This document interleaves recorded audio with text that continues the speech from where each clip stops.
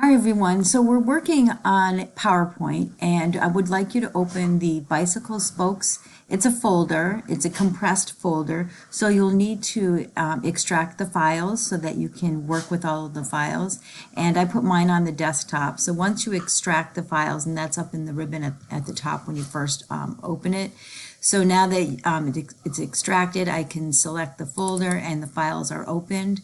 There are four. One is the picture, the hidden bike is a picture, the mountain bike is a video, and the pedaling sounds is audio. So we'll be inserting a picture, audio and video. But the first thing we'll do is open spokes, which is the actual PowerPoint. And right now there's only 3 slides. So with the first slide selected, click where it says add subtitle and type your name by and your name. And then what we'll do is we actually want 2 copies of slide 1. So if you right click on the slide and choose duplicate, you get a second. Now click on the first one. I want to show you how to insert background 2 different ways. So with the first slide selected, click insert, choose pictures, and you should have your pictures in your bicycle folder. And you'll open that, the hidden bike, and click insert. And what happens is, because you insert it as a picture, it's not the full size of the slide, and it's also covering your both of your title and your name.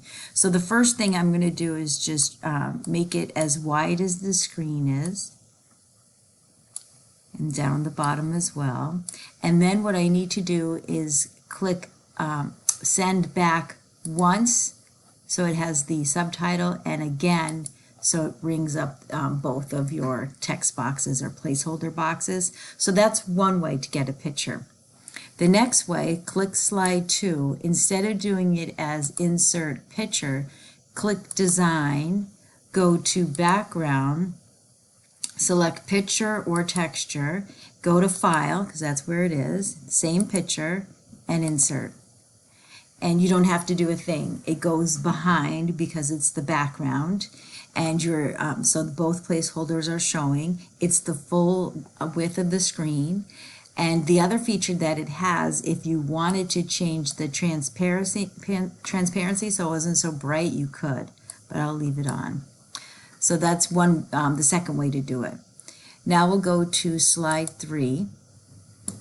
For slide 3, we're going to add audio, so it's pedaling sounds. So you'll click insert and select audio, and it's on my PC, and it should be on your desktop wherever you save the bicycle folder. And there's the pedaling sounds, and insert, and there you have it. You can click the play preview.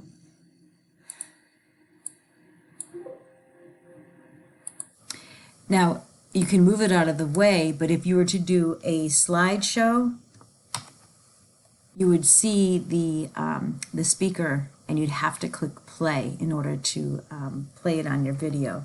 So what you can do is choose where it says Audio Tools Format Playback, click Playback.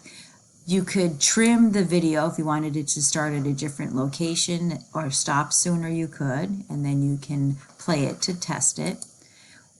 The other thing we'll do is, if it was a very short video or audio, you could click loop so it keeps playing until you go to the next slide.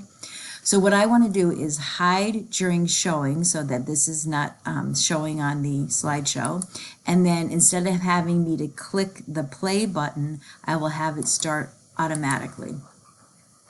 So if I were to go to this slide as a slideshow, it's hidden and it starts automatically. All right, on slide 4, we're going to insert a video. So insert tab, video, on my PC, and again go to where you have it stored, and you'll have your video.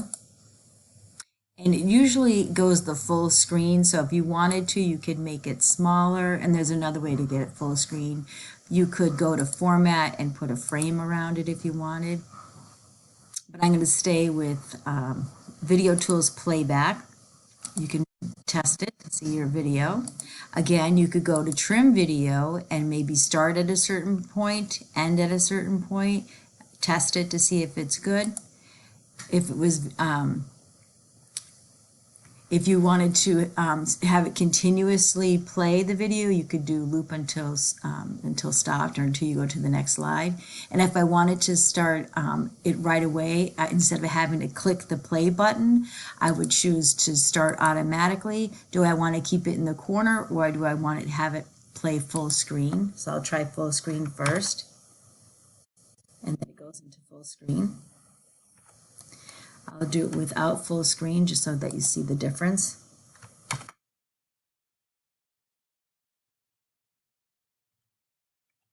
Okay, so we did a audio and a video. So we're going to go back to slide 3.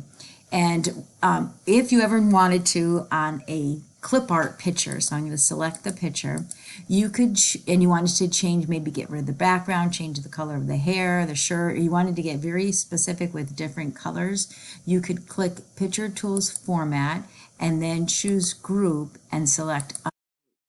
And it's going to say this is an imported picture, not a group. Do you want to convert it to a Microsoft drawing? And you do. That way you'll click, and sometimes you have to click it twice. So I'm going to click Ungroup again. This is what you want, so that you have all these dots. So I'll click away. Now when I click just his hair, I can change the color of his hair. So, and then you click the shirt, change the color of the shirt, the shorts, and so forth. You could even do the color of the seat, the little spokes, if you wanted to get very technical on the picture. But the only thing is, if you were to move it, you'd be only moving pieces of it, so we need to regroup it. So what you would do is that in the Drawing Tools format, you would choose Regroup, and then now you can move it as a piece. So again, now you can move it as one object. Now if you wanted to get rid of this blue background, if you click it again so they have the inner part selected, from the Drawing Tools format you could choose Fill and No Fill, and you would lose the background. And then if you wanted, you could copy this and then put it on the other slides. I would have to bring it forward. So you can bring it forward and maybe move it somewhere else and put it on the other slide as well. Control V and paste it. So go ahead and save and submit. Thank you.